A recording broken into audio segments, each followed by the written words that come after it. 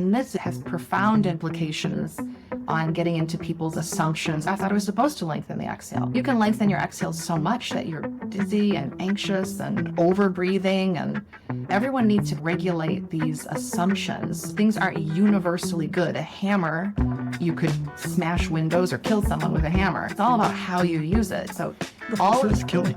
I'm just trying to find really positive examples. You can hit a nail on the head and not your thumb, whatever. But what I'm saying is these things are neutral. Nothing's like a golden calf that's sacred and perfect, and everybody should do this. No. Yeah. So how someone breathes in bridge gives you a lot of good information.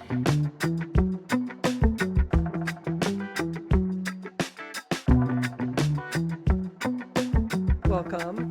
I'm Jane. I'm Sarah.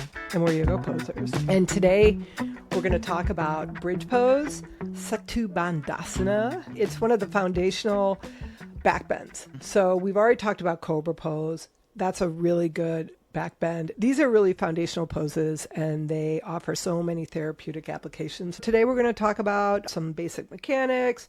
We're going to reframe how this might be experienced in your body, how you might think about it in your body. And then we're going to go through like the pelvic mechanics, right?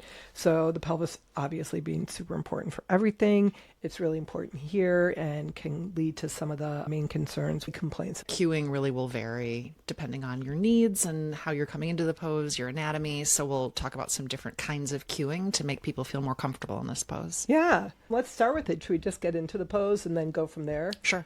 Start on your back. Lie down. Lay down. Yeah, lay down on your back. And bend your legs. So this is an interesting thing, and this is how it becomes a romp. Yeah. Yeah. The lay down or the lie down. And so for some reason, it's always lie.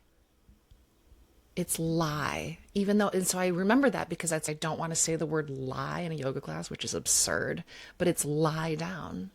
It's not lay down. I had to look that up. I think I'm going to keep using lay down, but I might use lie. Is lie down active and lay down? I think you lay an object down, but you lie your person down. It's so many years ago that I looked it up. I don't remember. Yeah, but the difference. There's the difference. Okay. Okay. But it's stuck in my head. I was like, lie down. It sounds more aggressive. Lie down. Yeah. Like you're talking to a dog. Okay. So I guess here we are. Here's your first cue. Here's your lie down. Yeah, lie down. Lie down on your back. Okay. Please. Okay. Bend your knees, feet flat on the floor. When I say bend your knees, suddenly those knees are into the chest. Yeah. So and your knees, feet on the floor. Yeah. And feet hip distance or outer hip distance apart? I think outer hip distance is probably the most stable for most people. Yeah. Yeah. I have one client who has a lot of difficulty finding balance, and she always brings her feet together, which of course makes her balance more vulnerable. Then lift your pelvis. So there's two fundamentally different ways to do bridge pose. Either keeping it low, keeping the spine pretty quote unquote straight or quote unquote flat. Neutral, yeah. So it's just a glute bridge, or if you do a full yoga bridge pose, you're going into the back bend as you lift your pelvis. Okay. In this back bend, obviously we're going to have movement in multiple parts of the spine, but where would you say the primary opening is intended to be in this pose? Okay, so we're going to talk about a glute bridge, or we're talking about a yoga bridge? A yoga bridge. A yoga bridge, I think the primary intention is thoracic extension. So we're looking for the rib cage to move forward towards the anterior body. We're looking for those ribs to spread. We're looking for the collarbones to lift. We're looking for the shoulder blades to press forward. Shoulder blades to press forward. Yeah. Because this pose is the basis for shoulder stand. Okay. And so that thoracic extension is the biggest part of shoulder stand. And also you're looking to get your chest open. You're looking to get the shoulder heads back. You don't want any of the spine connected to the earth in our yoga bridge pose. It's a thoracic back bend, and that's one of the reasons why it's considered counter pose to how we live life. Agreed. Yeah, because most of the way we go through life has been a protective forward posture where the heads of the shoulders typically come a little bit forward, where the head might come forward a little bit, especially if we're working on technology, where we shorten the front body. And so this is a really lovely way to reverse the effect of our day.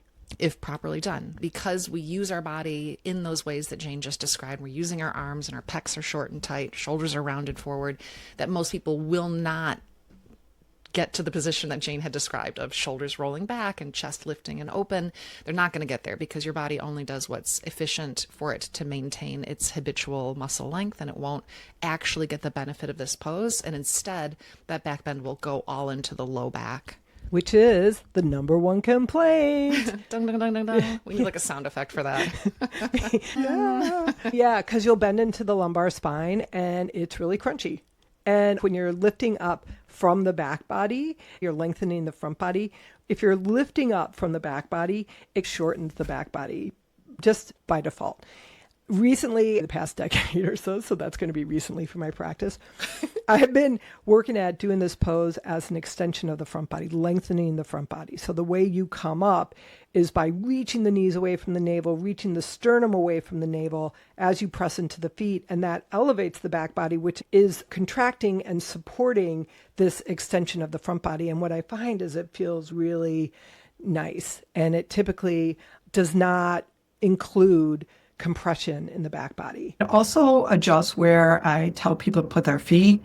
That cue that is really common, you bend your knees and then reach back and touch your heels. With your fingertips. With your fingertips, yeah. And I don't use that. I think brings your heels too close in. Then you're getting an acute hinge in the ankles, and you don't want that. I want in my students, I want in my pose, for there to be a sense of Tadasana from the knees down. Like you're just standing, right. So you can actively stand into the feet as you come up. So I think all cues are valid given the context. So since most people push into their feet and don't push into their upper back, I think people tried to get those heels closer so that when you lift up, then your knees aren't You're sliding your weight towards your head. Yeah, and then cueing them to lengthen their knees forward. Sometimes I say imagine there's an imaginary button in front of each knee, and you're trying to push your knees into that imaginary button. Then people will end up closer to that vertical shin. And then there's making sure your collars are broad and your shoulders are rotating externally. Right. So the biggest thing here is that your shoulders are no longer in front of your rib cage. So even if you're just listening to this now, you might find that your arms are in front of your rib cage. They might be alongside your rib cage. In bridge pose, they're actually behind the rib cage. It's a very exaggerated kind of lift to the chest.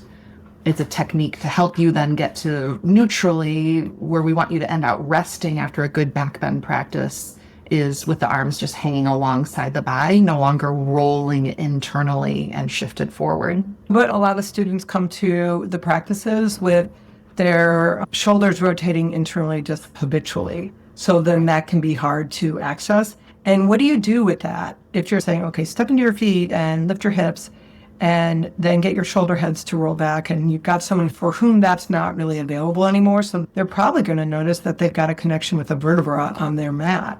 They're going to feel their upper back flatter on the floor, and the outer shoulder is forward. And so I wouldn't fix this in bridge. Back bends typically come at the end of the practice because they are a high demand on the body, because they are opposite of our typical shape.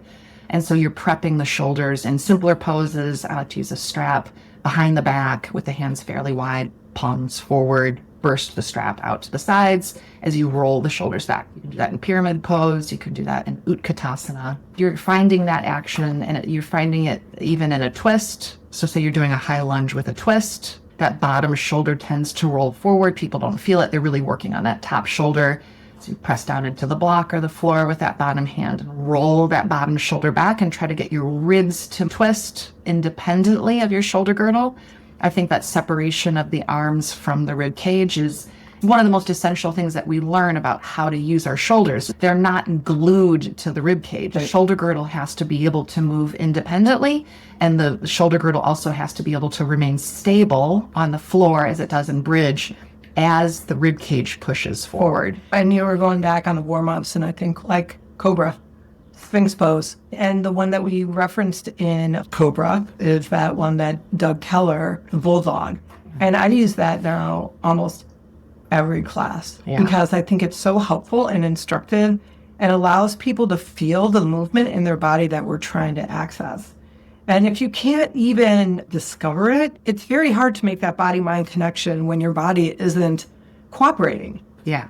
So I think he's capitalizing on that tendency towards internal rotation, which actually helps you draw the head of the arm bone back, which is a major cue in just so many yoga poses. How do we get the head of the arm bone back? Shoulder gets really confusing. Are we talking about like the top of the shoulder, which gets into like where does the neck begin? Are we talking about the arm bone? That outer arm, right? And the outer shoulder blade and the head of the arm bone. That's what we want to start to get moving in some of these poses. Yeah, why don't you take us through bulldog? On your belly, take your hands out to the sides off the mat. Fingers face in towards the body. You're on spider tip fingers instead of flat palms. Isometrically pull your hands away from the midline. So left hand pulls to the left, right hand pulls to the right. And you're drawing your shoulders as high as your elbows. So it's like a upside down goalpost. Yeah. Yeah. So the shoulder heads are pulling high, and as you pull apart, it should firm the upper back muscles, and that teaches that shoulders behind the rib cage feeling. Yeah, that's reminded me too. Another way that I try to give people some freedom in the shoulders and the shoulder blade is taking a strap. If you're standing, you can do this in Utkatasana, like you mentioned, but taking a strap in front of you with your arms extended and then taking your arms fully up and overhead as much as you can, right? So most people are going to run into interference. And when you run into interference, you listen to it, you stay there, you take a couple breaths. And if you have the invitation to move farther, then go ahead and take the invitation. But if you don't, come back and then revisit the boundary again. Come on up with your breath. And eventually you'll be able to get enough movement. Maybe you can do a full rotation. And it's taking the shoulder blade and the fascia that's sticking it to the rib cage and just creating enough friction that we can lubricate the tissue that then the shoulder blades get a little bit more unstuck. And there's a number of things I like to do to unstick the shoulder blade from the back body. You need to be able to move it independently. And it feels really good. Here you do. Some people are actually better at shoulder flexion, those arms overhead, and so you can start to train some of those shoulder mechanics. With that goalpost arm, people run into trouble when that elbow goes back faster. Yes. So it's always push those elbows forward. The hand tilts back. You'll feel that bottom tip of the shoulder blade press into the chest. It's a great place to start to learn that action because you will use that in bridge, even though your shoulders are in shoulder extension. Arms are back down towards your feet traditionally in this pose. Shoulder extension is really important because you want to be able to put your coat on. There's so many things. There's so many times where you're going to actually usually toilet paper wiping your butt. And I've had lots of people, older people I work with, they're like, I just want to be able to wipe my butt. And then I'm like, hey, a bidet, that's another option. But still, we do want to keep the ability to wipe want our that butt. range. We want that range of motion. Yeah, we want a clean butt, really. That's This is why we do yoga, people. This is so why we do yoga. This is totally. But that loss of function, I think, can be startling. And right? it's really discouraging. Wow, what a motivator for your yoga practice, because you never, ever thought when you were in your 20s, 30s, 40s, 50s, 60s that this was ever going to be a loss of function for you. Yeah. And that's where the yoga practice, despite all of the flaws or limitations it can have, it's like we are working to reestablish this proper range of motion and power within a safe range of motion to be able to wipe your butt. Yeah, I love it. Maybe we should circle back briefly to feeling like you had to start lengthening through the front body and not feel constriction and compression on the low back. Yeah, I don't know if I did it because you were feeling like the low back was arching too much. Is that correct? I think when I just started lengthening to the front body, it just felt so much better. Yeah. I don't think it was I'm trying to avoid something. It was more like, let's try just getting really long here. And I'm like, oh my God, this feels so much better. Because typically when I'm lifting up from the back body and I'm using my back body, the first thing I want to do is squeeze my butt and get the glutes to lift up. And when I squeeze my butt and lift up the glutes, I usually create like a blockade for my sacrum and creating a barrier to the movement in the pelvis that I want there to be. You're saying that the contraction of the glutes, if overdone, was actually blocking that nutation of the sacrum from allowing you to do a back bend that feels comfortable. Yes. And this is where we get into like huge trends in yoga cueing where it's contract your glutes. Oh my God, let your glutes relax. Yeah. And I think that we're in a glute phase again. We're in a glute activation trend in fitness in general. Like everybody's glutes are underactive. Oh my God, they're dead. Your glutes are dead from sitting at a desk. There's gluteal amnesia, which is actually, the real term. When they attach the sensors to see how much electricity is flowing through after you sit any longer than 20 minutes, it's as though the tissue is dead. Oh no. Yeah, there's no, all you have to do is stand up and sit right back down and the blood flow flushes back in. You don't have to walk 10,000 steps and then come back and work for 20 minutes and then walk 10,000 steps. It's just stand up and then sit right back down. The practical advice is stand up and sit down a lot. But it's always a matter of how much. So every cue is valid. And for some people who can't activate this, they're really going to be focusing on that glute activation. And some people habitually grip their glutes and tend to really push their pelvis forward. And if you're cueing that for that student, they're going to get some jamming. Yeah. Like that blockade. It really literally feels like a dam. Like the pose can't flow. Yeah. And you know that you used a term that I think never in yoga are we looking to grip, but we do it for a number of reasons. One is just we're trying to support ourselves and do something that might be a little bit beyond where we're really able to do it at that point in time. And it's guarding and it's protecting. But we can have our glutes engaged and participating without gripping. And so I don't think you ever want a flaccid butt or a soft butt, but it doesn't have to be gripping like death. It's hip extension, so the glutes should definitely be a player. So we've got our posture, right? We've got our feet, we've got our legs up, and lots of people find their knees to swing out to the side. Have you noticed that? Yeah. Why do they do that? I think because they overuse the glutes and they under backbend. Oh, yeah, that makes sense. Yeah, so I think that they're getting too much hip extension. Yeah, because if you're using your glutes to lift up the pose, then you're going to get external rotation. And abduction. Yeah. Because that's what the glutes also do. Okay, Yeah. cool. So then use a block between the thighs, as we did in downward dog. Check out that episode. But in a very similar way, or in cat-cow, Yeah. block is between the upper inner thighs at its narrowest width, and you're tilting the pelvis back and forth to find that initial deepening of the inner groins, the releasing of the block and bridge towards the floor, Yeah. and cat-cow towards the ceiling. Yeah, and it's nice too. It's really, the block is a really nice teacher of the internal external rotation of the thighs that's related to the position of the pelvis. Because I think it's specifically getting at the groins and if they harden excessively. Yeah. And so in bridge, if it's like stretched taut and aggressively hard and you're really jamming the femur bones in the socket, we've just done a hip thrust. Some people have retroversion of the hips, so your thighs aren't strictly parallel, your feet and thighs might turn out slightly, but this isn't like you're supinating, rolling to the outer edge of the feet with the legs falling out into Baddha Konasana. Right. Like that inner seam of the legs just isn't participating. Correct. I also think when I'm doing it with the block, it's a little bit easier for me to understand the energy that I'm trying to draw in the midline up through the core.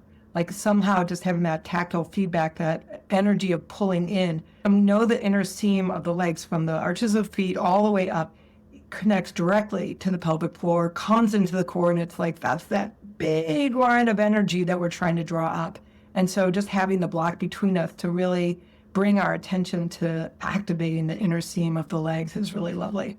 And this is where that balance is being very challenged in these broad trends. And as for yoga teachers, where we're either emphasizing adduction, hugging to the midline, totally valid, or abduction, releasing the grip and the over-reliance on adductors alone to the neglect of the hip abductors. So you just have to see your population. The opposite would be to take the strap to bind the thighs and then to try to burst the straps. Again, you're just finding that balance and use the strap, take it off, use the block, which feels better. Yeah. Not and this is where it's tricky, not necessarily like Easier. not necessarily easier, like which one makes your low back feel the best, which one makes it feel like the legs are doing the pose for you.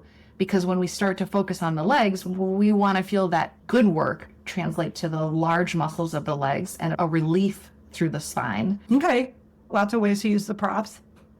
And props are not there for people who can't do the pose. They're just there to allow us to do even more. They teach you an action that would otherwise be way too subtle. Yeah. So if you're listening to this, you're like, I don't get it. Grab the block and try it. What you do with students in a group class, oh my God, because there's so many different types of students, is you get them down on the floor, you play with pelvic tilt. Yeah. And I would say play with that pelvic tilt, generating it from your feet instead of from, quote unquote, your core, which it's always going to use your core. I'm never going to say it's not. This is fun. So we talked about this separately, and I put it into play. And what I've been doing this week is I have people do cat-cow on their back.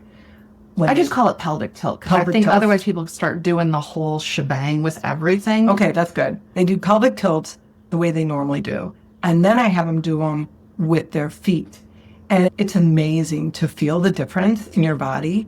The amount that the pelvis can tilt is reduced for me and for most people, but it's so cool because you can feel so much more of the system participating in this pelvic tilt. It's going from like a macro cue to more of a subtle cue. So I think typically we just like push, pull, pump with the pelvis. And when it comes from the feet, you're using those myofascial lines to get the low back erectors to create arch instead of using those hip flexors like the psoas, which are attached to the lumbar spine and can create that arch, but from the front. That's why it can feel so weak. And people are like, this doesn't feel good, or it's not enough range, or it doesn't feel powerful. That's because you really use your psoas to arch your back all the time. And it's just a habitual, unconscious, for sure, 1,000,000% unconscious thing. And to feel the subtle softness of the erectors giving you that low back arch, that tone, it's nice.